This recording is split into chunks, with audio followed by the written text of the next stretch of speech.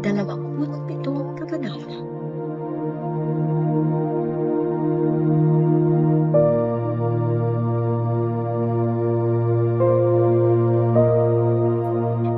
Huwag ipagyayabang ang araw ng bukas, pagkat di mo alam kung ano magaganap.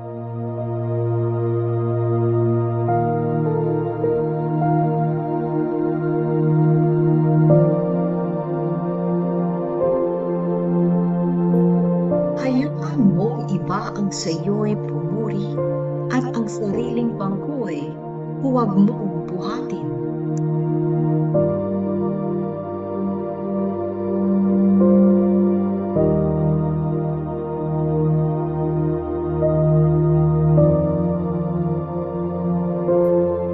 Ang bato ay mabigat, ang buhangin ay may timbang, ngunit mas mabigat ang kaguluhang dulot ng kamangmangan.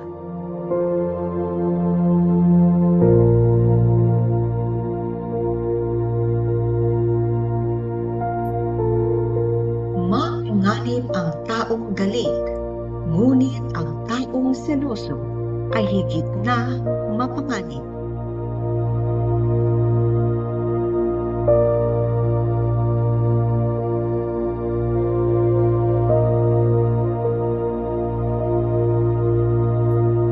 Mas mabuti ang pagsaway na hayagan kaysa sa pag-ibig na hindi ipinapaalam.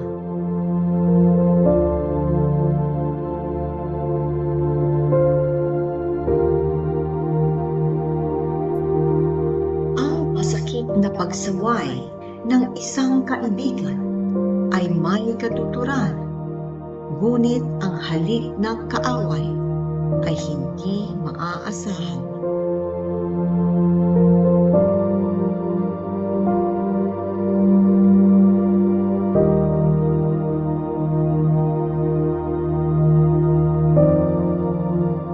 Kahit pulot ay tinatanggihan ng taong busog, ngunit sa taong gutom, kahit pagkaing mapait ay matamis para sa kanya.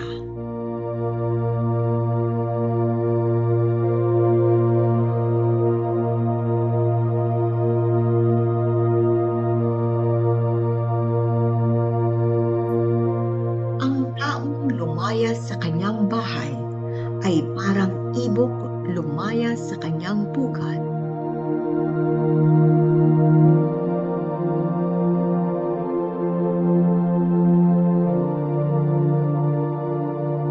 Ang lapis at pabango ay gaya ng tapat na payo ng isang kaibigan na nagdudulot ng kaligayahan.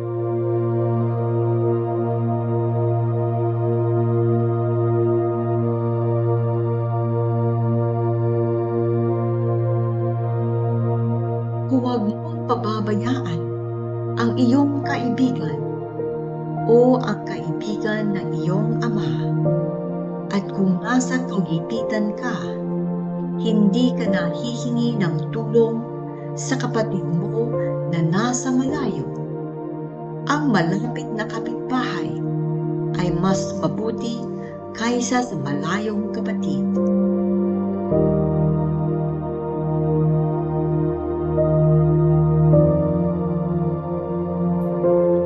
Anak, magpatalino ka upang ako ay maging maligaya at para may maisagot ako sa nagpapahiya sa akin.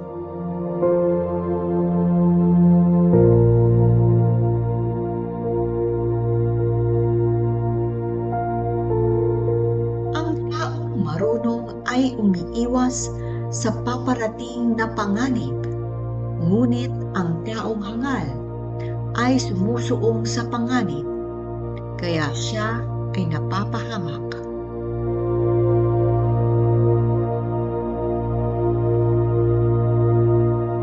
Tiyakin mo makakuha ng garantiya sa sinumang nangakong managot sa utang ng hindi mo kilala upang matiyak mong mababayaran ka.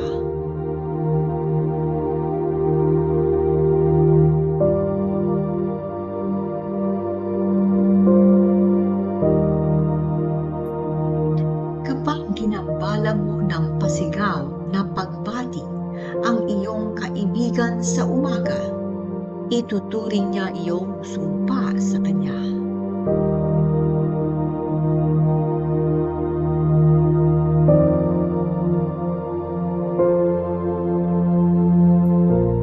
Ang asawang bungangera ay parang tumutulong bubungan sa panahon ng tag-ulan. Hindi siya mapatigil tulad ng hanging hindi mapigilan o kaya ng langis na hindi mahawakan.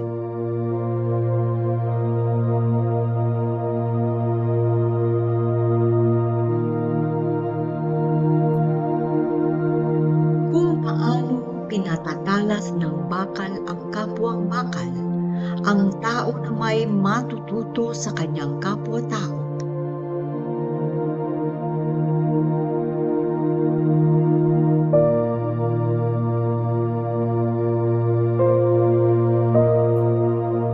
Kapag inalagaan mo ang puno ng igos, makakakain ka ng bunga nito.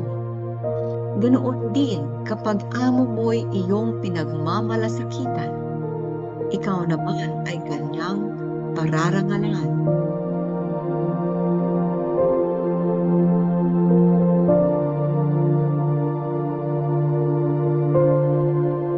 Kung paano ang mukha ng tao ay naaaninaw sa tubig, ang pagkatao naman ay makikita sa iyong puso.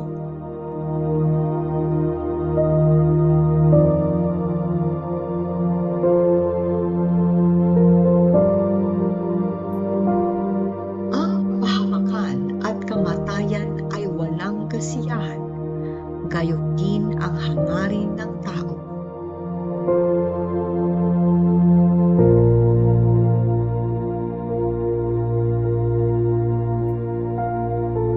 Pilak at ginto sa apoy sinusubok, ang tao naman ay nasusubok sa pamamagitan ng papuring kanyang natatanggap.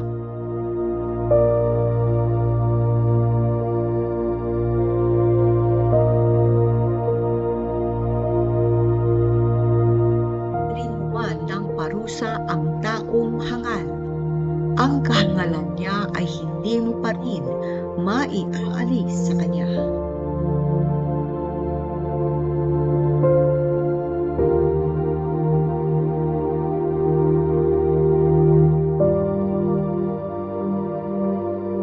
Mga hayop mo ay iyong alagaan at bantayang mabuti ang iyong kawal.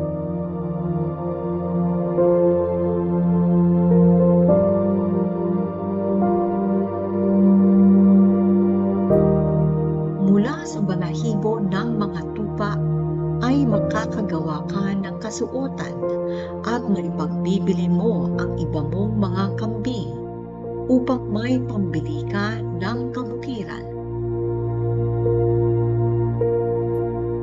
Mula sa mga kambing, makakakuha ka ng maraming gatas na sapat sa pangangailangan ng iyong pamilya at mga babaeng utusan.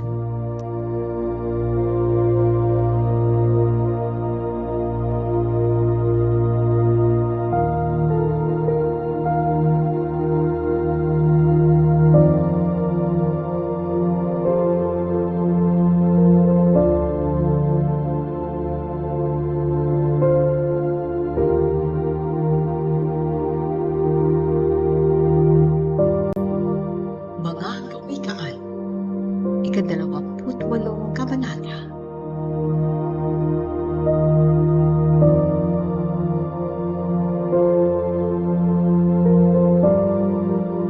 Tumatakbo ang masama kahit walang humahabol, ngunit ang matuwid ay matapang tulad ng leon.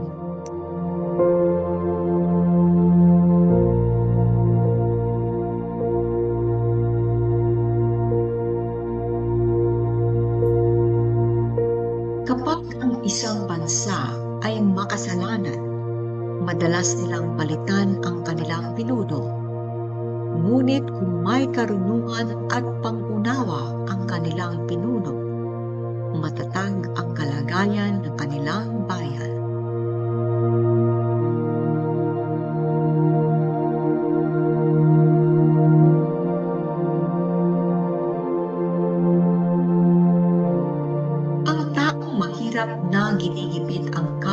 mahirap ay tulad ng malakas na ulan na sumisira sa pananim.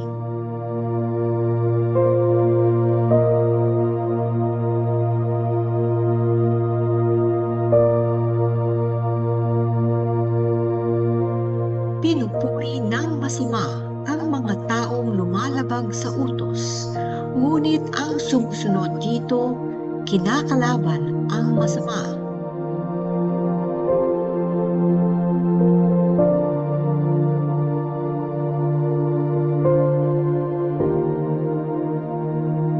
Hindi maintindihan ng masasama ang katarungan, ngunit lubos itong nauunawaan ng mga lumalapit sa Panginoon.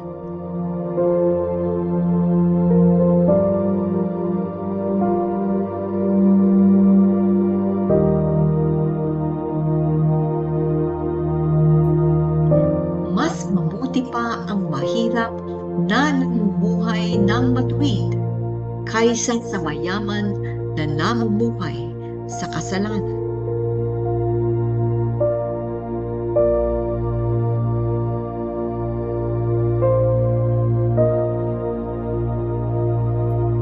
Ang matalinong anak ay sumusunod sa mga kautusan, ngunit ang anak na bumabarkada sa mga pasaway, mga magulang ang pinapahiya.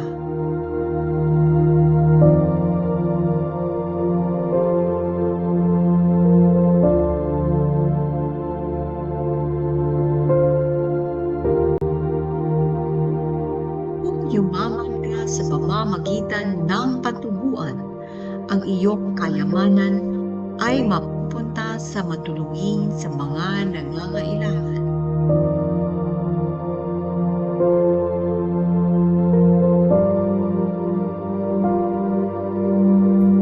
Ang taong hindi sumusunod sa kautusan, kahit panalangin niya, ay kasusuklaman ng Diyos.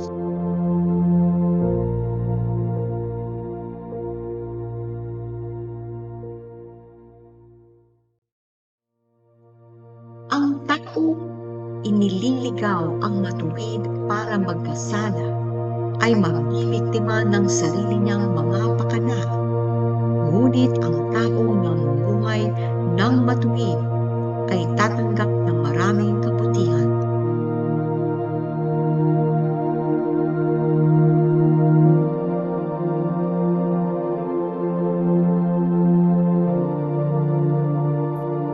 Iniisip ng mayayaman na napakarunong na nila, ngunit alam ng taong mahirap na may pangunawa kung anong klaseng tao talaga sila.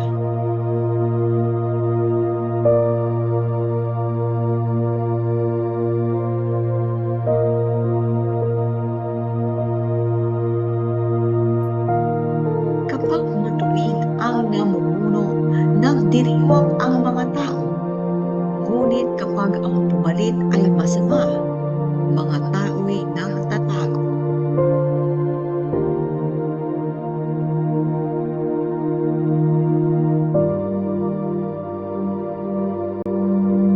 Hindi ka uunlad kung hindi mo ipapahayag ang iyong mga kasalanan. Ngunit kung ipapahayag mo ito at tatalikdan, kahahapagan ka ng Diyos.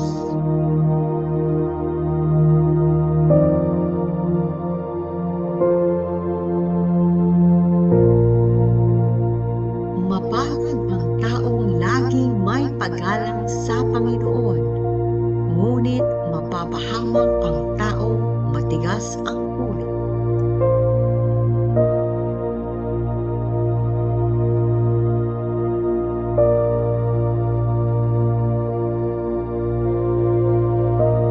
Panganib sa mahihirap, ang masamang pinuno gaya ng mabangis na leon at oso naghahanap ng mabibiktima.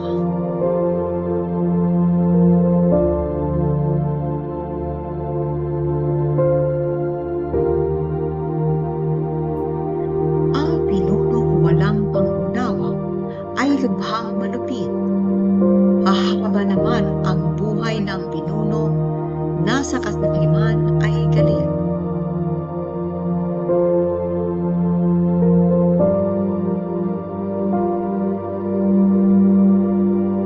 Siyang tulugan.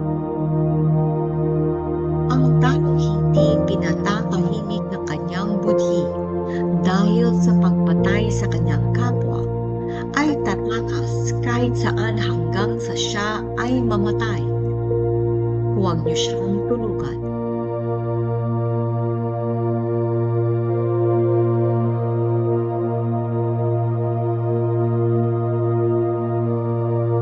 Ang taong namumuhay ng matuwid ay ligtas sa kapahamakan, ngunit ang taong namumuhay sa maling pamamaraan ay bigla na lamang mapapahamak.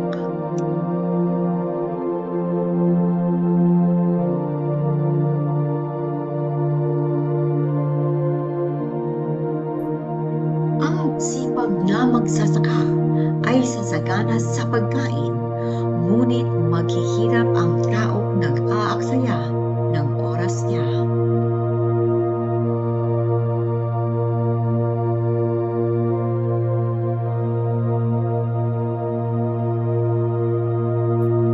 Ang taong tapat ay sasagana sa pagpapala, ngunit ang taong nagmamadaling yumaman ay parurusahan.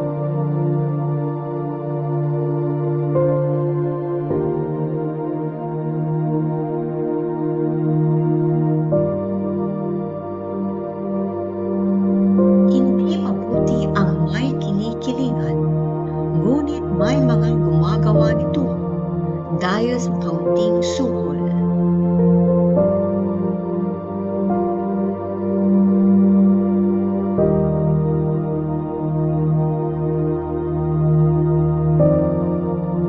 Nagmamadaling yumaman ang taong sa pera ay gahaman, ngunit ang hindi niya alam, patungo pala siya sa kahirapan.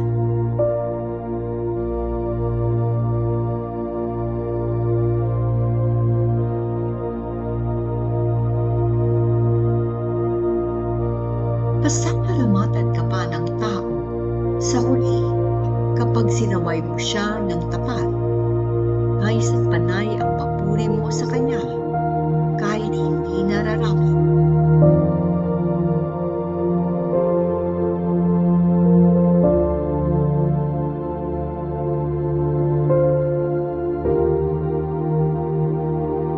Ang taong nagnanakaw sa magulang at sasabing hindi iyon kasalanan ay kasamahan ng mga kriminal.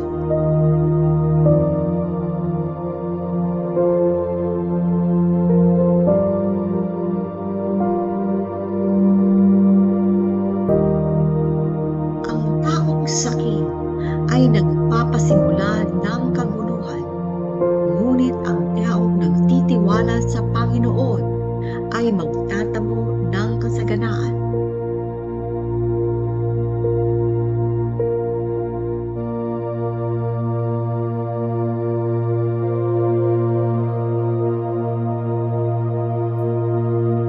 Hangal ang taong nagtitiwala sa kanyang sariling kakayahan. Ang taong namubuhay na may karunungan ay ligtas sa kapahamakan.